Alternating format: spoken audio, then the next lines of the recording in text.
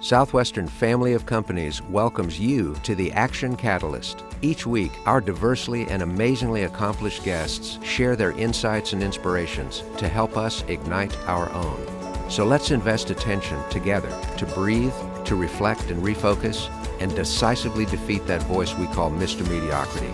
Then let's enjoy moving forward to make a positive difference in our world.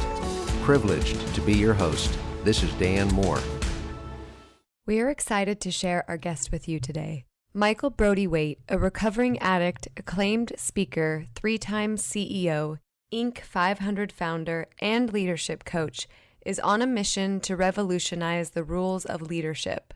Michael's unique perspective from a background in overcoming addiction is the foundation for his mask-free leadership system, built upon 3 principles that saved him from death and set him apart as a leader. His TEDx talk, Great Leaders Do What Drug Addicts Do, has been viewed nearly 1 million times in over 25 countries and provides insight into his 16-year journey from near homelessness and addiction to successful entrepreneurship. Enjoy this episode with Michael Brody Waite and this week's guest host, Dustin Hillis. Welcome to the Action Catalyst. This is Dustin Hillis, CEO of Southwestern Family of Companies. And today we have Michael Brody Waite. Welcome to the Action Catalyst, Michael. How are you doing today? I'm good. Thanks for having me. I'm excited to be here. Yeah, we're excited to have you as well. So tell us a little bit about your story and how did you get to where you are today? Oh man, is this a 7-hour podcast? You ready for that? Yeah, we'll do the extended version today. I know you were born at an early age, so you could start there. And that is true. That is true. I don't think I'm very unique in that regard. For me, first 23 years of my life, I had a normal life growing up for a period of time, and then I became an alcoholic and a drug addict in college. And I got kicked out of college, and I was basically a couch away from being homeless, living on the streets. And for me, every day was about, from the minute I woke up to the minute I passed out at night, about getting high. And I was willing to do whatever it took to make that happen. And I was on a road to death. And then I got clean. I ended up finding myself in rehab, and in rehab, I was taught something that I didn't realize I've been looking for my entire life. And that was, they told me that if I wanted to live, I was going to have to learn how to live without a mask. And I'd spent most of my life being whoever you needed me to be to get what I wanted and pretending I was someone that I wasn't. And they told me that I had to learn to be myself. And so that began a process where I could tell you a story about the first time I applied this in the real world. But when I got out of rehab, sorry, what? Yeah, we would love to hear that when you're ready for it. Well, no, I can do it. Because it's crazy. So I get out of rehab, and I go into a halfway house, and I've got 5 business days to get a job or they're going to kick me out. And I go applying for jobs everywhere, and everywhere I have to write that in the last 3 years, I put nothing for my work history. And so I know they're going to ask me about it in the interview. And on day 3 of this 5-day window, I finally get a job interview. And in my mind, if I don't get a job, I don't stay in the halfway house. If I don't stay in the halfway house, I relapse. And if I relapse, I'm going to die. So a lot of pressure on this job interview. And I call my sponsor and I ask him, I'm like, what do I say in this job interview when they ask me about this 3-year gap in my resume? And he said, just tell them the truth. And that was something that I had always wanted to do, but I never thought was possible, especially in a professional environment, to show someone the worst thing about you. And yet I ended up going into that job interview, and I learned that, there were principles that I was equipped with in recovery. And when the guy asked me about my work history, I told him that I've been using drugs and drinking for the last 3 years, that I needed this job desperately in order to stay in the halfway house. And when I was done, he said, when can you start? And that started my obsession with challenging the notion that we have to wear masks in order to be successful, not just in life, but especially in work. And so I've Wow. done a lot of stuff since then, but that was the beginning. Wow, what an incredible starting point. And I know from there you then had some success in corporate America, which led you to bootstrapping in Quicker. So tell us a little bit about that journey. And for the entrepreneurs on the business, they know what it feels like to start a business from a flat rock. It's like having a baby every day. So what would you say was some of the lessons learned, and when you were starting a business, what was the way that you went about doing that? Yeah, sure. So there are three principles that I teach and that I was taught. And the first one is practice rigorous authenticity. The second one is surrender the outcome. And the third one is do uncomfortable work. And I always wanted to be an entrepreneur, but my addiction took that away from me. And so I got a career going in corporate America, and I figured I'd never be able to start a company because I didn't have a college degree. I didn't have an MBA. I didn't have any official training. I didn't have any work experience. But what I found in corporate America was everyone around me was addicted to something, except when I was chasing the drugs, they were chasing success. And the thing that was in common between us is we were both hiding behind a mask to do it. And so when I looked around, people were doing the opposite of practice rigorous authenticity, the opposite of surrender the outcome, the opposite of do uncomfortable work. And so I learned that that was a skill set in and of itself that allowed me to be successful climbing the corporate ladder with no reason to be successful at all. It wasn't me, it was the principles. And so when I finally decided to start a company, those were the three principles that I used to do it. And so for me, when I finally left corporate America to start my company, I founded a healthcare software company called InQuicker. We were the first ones to allow patients to schedule appointments online. And I violated just about every rule that you're supposed to follow as an entrepreneur. Let's see, I quit my job with not a lot of money in the bank.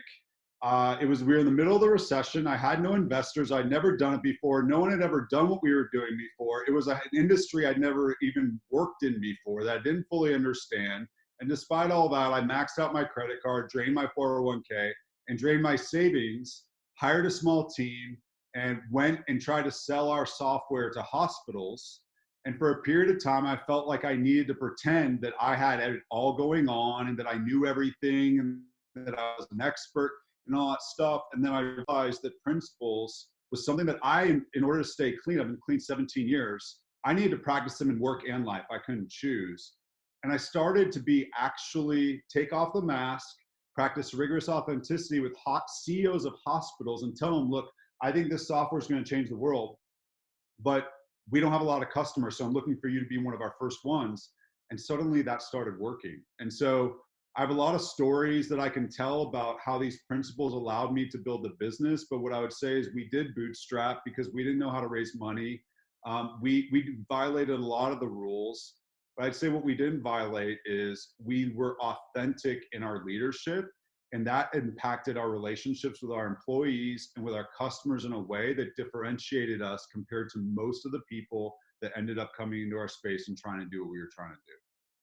In watching your Nashville TED talk, it was great seeing the TEDx video where you gave that example of a customer that you had a slight glitch in the system, and you were all scared to call the customer and let them know that there was a mistake, and you thought you were going to lose this first really big account.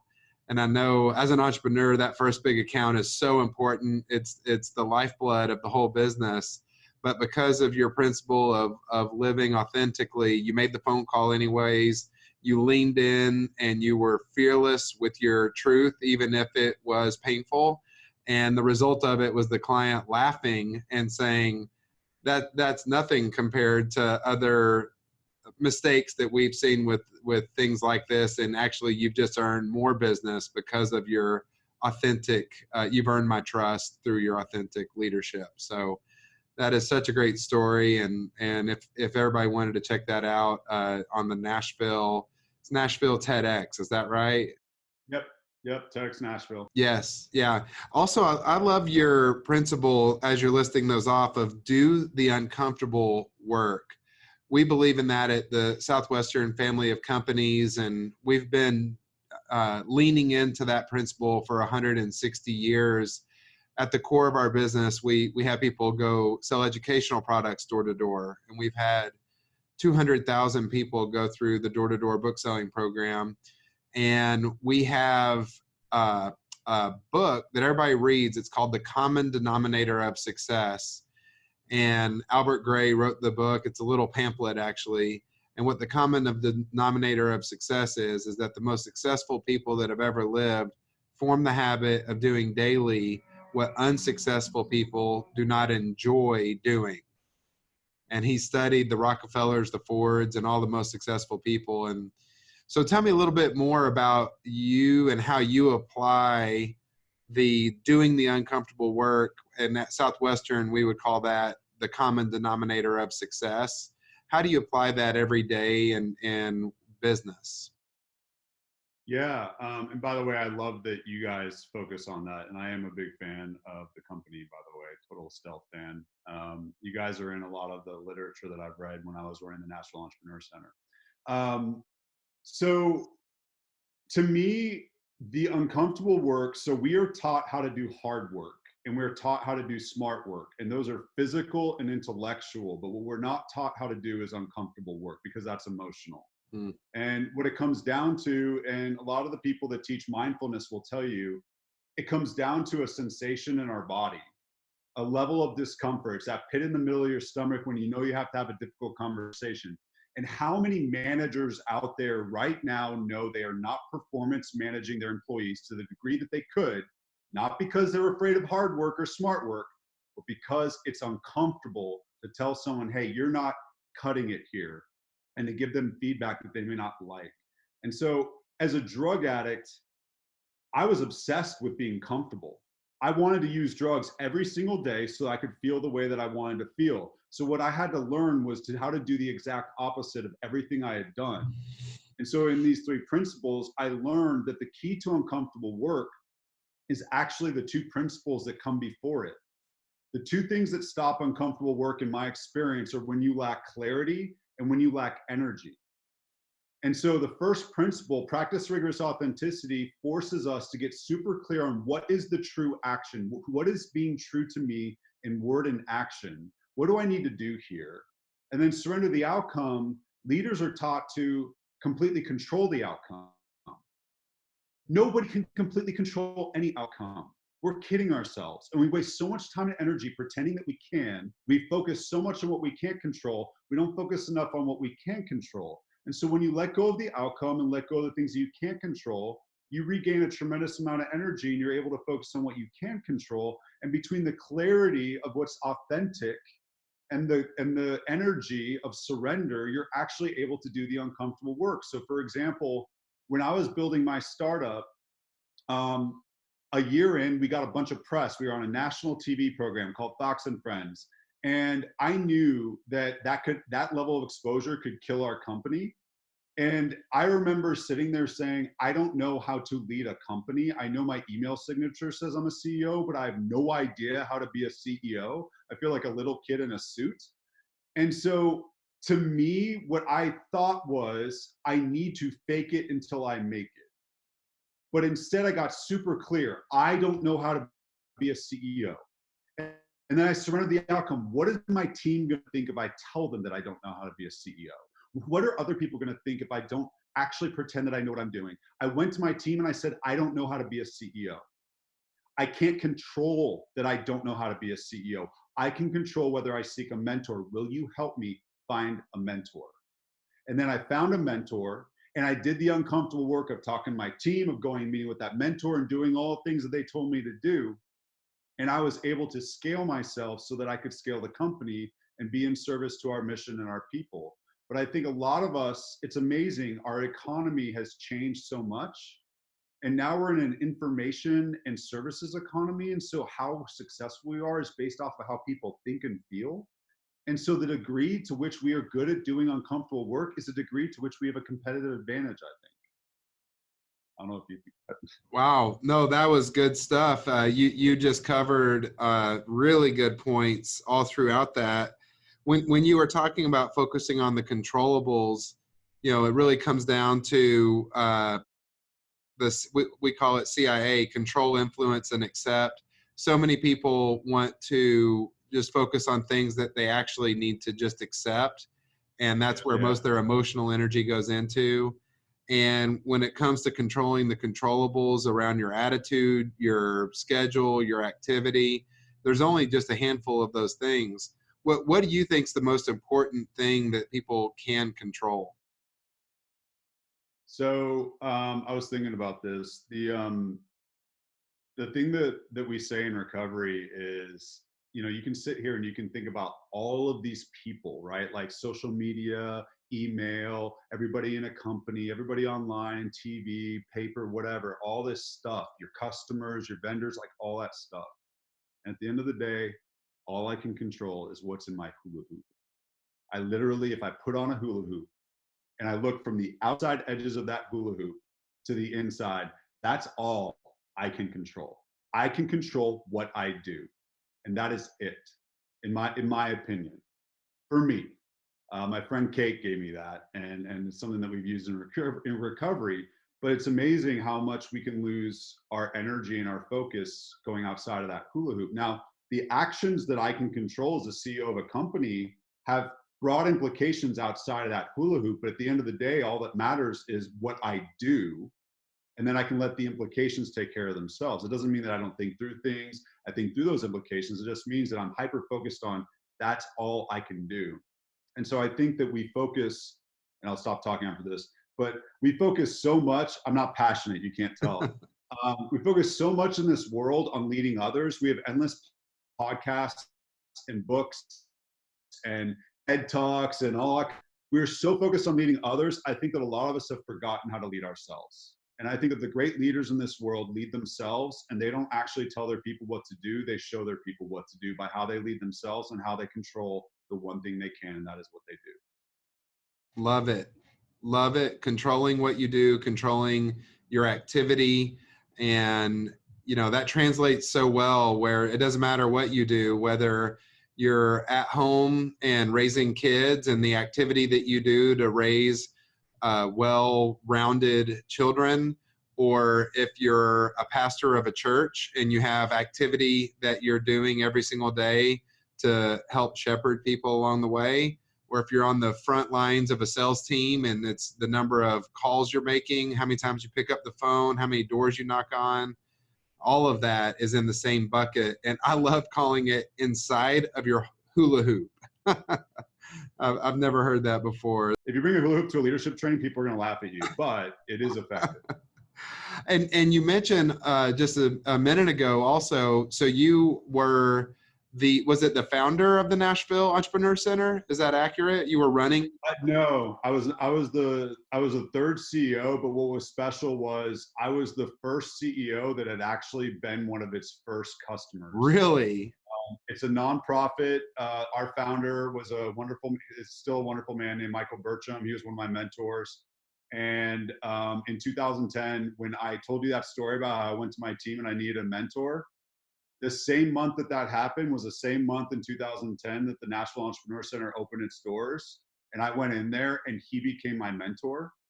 And so I got to have my experience, scale my company, sell my company. And when they were looking for their third CEO, they called me and I said, I would love to be in service. Wow, that is great. So I'd love to hear just a little bit more about what that was like and some lessons. Southwestern Family of Companies, as you know, we're a entrepreneur house, and we have 30 different businesses with entrepreneurs that are doing all kinds of different things. And it's interesting when you're exposed to that many different industries and leaders that the lessons are unlimited. So from your perspective, as seeing the broad spectrum, what would you say are some of the tips that you'd give the listeners that you learned being the CEO of the Nashville Entrepreneur House?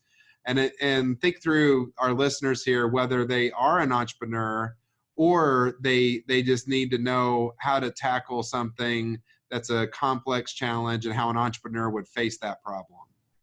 Yeah, and you also have experience with a lot of what we would call entrepreneurs, people that are operating in an organization, but they have to operate from an entrepreneurial mindset. So you probably agree, entrepreneurship can be applied to Absolutely. a lot more than just strict entrepreneurs. So there are far too many lessons to share, but the biggest one is when I took over the National Entrepreneur Center at the time, structured programs called accelerators were really popular, where you go through this concentrated program, you get a bunch of investment, and it's supposed to accelerate your business to a more successful place. And there were all these fancy models, but I was coming in from a different perspective. When I looked at the Entrepreneur Center, the Nashville Entrepreneur Center, it actually reminded me a lot of the 12-step program that I entered when I entered Nashville, Tennessee. So when I entered a 12-step program, I had to go to a place. So I'm from California. I had to come to a place in Nashville, Tennessee that I'd never been, go into a room full of drug addicts that are there because they're drug addicts, and say to a bunch of strangers, "Hi, I'm Mike and I'm a drug addict." And then let someone who knew how to stay clean take me under their wing and show me the process for staying clean. And then when I had enough experience, I turned back and I felt an obligation to helping the addicts behind me. Well, when I looked at the National Entrepreneur Center, the biggest opportunity I saw was entrepreneurs sharing their experience, strength, and hope. And so one of the things that we did was we started asking ourselves what actually drives successful entrepreneurship. And we came across this research by a nonprofit called Endeavor. And one of the things that they do is they build entrepreneurship ecosystems in underdeveloped countries and even in some really challenged economies such as Detroit in the US. And they did a lot of research. And what they found was the number one thing that was the difference between a successful entrepreneur and not was not the amount of money they raised, not the curriculum that they went through, not where they were, not connections. It was the quality of their mentorship. And so when I think about any entrepreneur out there right now, it is one of the loneliest things that you can do, but you are not alone. All of us that have gone through this are willing to reach back and help. We just need someone to tell us where you are. And so one of the things that you need to do is, well, in my experience, it can be really helpful, is recognize that entrepreneurs feel like they need to pretend that they know all the answers because they're raising money or they're trying to convince someone that they're real. But I told you the story about how I started actually getting customers when I took the mask off. Well, let people know what you need help with. Go to the places in every city in the US. There are entrepreneur support organizations all over the place. In Nashville, Tennessee, there are 250. It's hard to find where they are, but they are there, and entrepreneurs convene together and mentors show up to help the generations behind them. And so whatever it is that you're doing, there's someone that's been on the path that you're going down that wants to help. So just go out and find your entrepreneur community, find your mentor, and let them know what you're really struggling with and let them help you so that you can become even better than whatever you are today in being successful. You do not need to figure this out on your own. You are not alone. You just have to ask for help, just like a drug addict. Wow, that is powerful, Michael. And you're preaching to the choir here as well, where I think that you know this, and some of the listeners might know this, but before becoming CEO of Southwestern Family of Companies, I helped co-found Southwestern Consulting, and we have a coaching business called Southwestern Coaching with a coaching curriculum for salespeople and for leaders, Top Producers Edge and Manager's Edge, and we have over 100 coaches worldwide. And that's exactly the reason for doing it. Was it's such a need, and so many people want to be connected to a coach to help guide them and work through how to improve, and to have a mentor and somebody to help hold them accountable really is the number one thing that we find we've had 14,000 people go through the coaching program, and they fill out a form saying, what's the main thing you want from coaching? And the number one thing that everybody really does want from coaching is somebody to help hold them accountable. And it doesn't come natural. A lot of times it doesn't happen with your manager or your boss or whoever. So amen to that. I'm a big believer in everything you just said. And just wrapping up here, how could our audience directly engage with you and stay connected with you and to learn more? You have such a great story. I highly encourage everybody to look at your Nashville TEDx talk. What else? Where would you like to direct everybody, Michael? Yeah, thank you for that. Everybody could go to just michaelbrodywaite.com, MichaelBrodyWaite.com. Our mission is to help the world live mask-free, and the way that we're doing that is by teaching mask-free leadership. And so on that website, there's some assets that can help leaders that are asking themselves, am I authentic enough? Am I looking for a competitive advantage by being my true self? And they can go there. Also, I'm putting out mask-free content through social. Social media is a very masked world, and so we're putting out mask-free content. And then I have a book coming out May 5th called Great Leaders Live Like Drug Addicts, and they can obviously read more about the mask-free leadership program that we're building. And I also created a mask assessment. If you want to know what masks are holding you back, like I say yes when I should say no, I avoid difficult conversations, I hide weaknesses, I hold back my unique perspective. You can text action to 33777.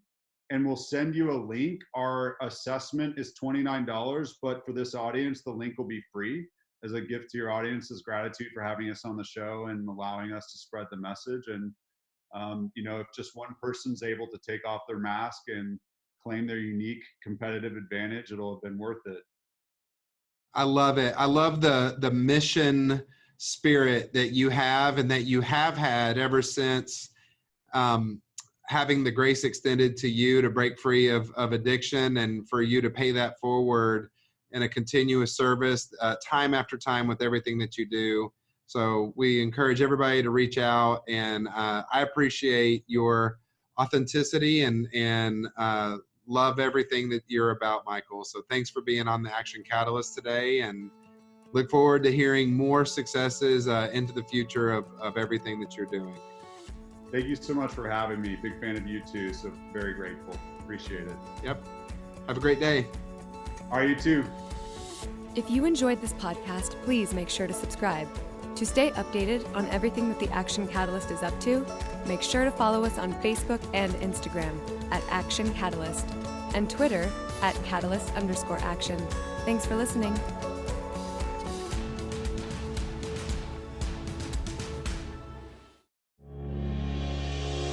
This episode is sponsored by Southwestern Travel Group.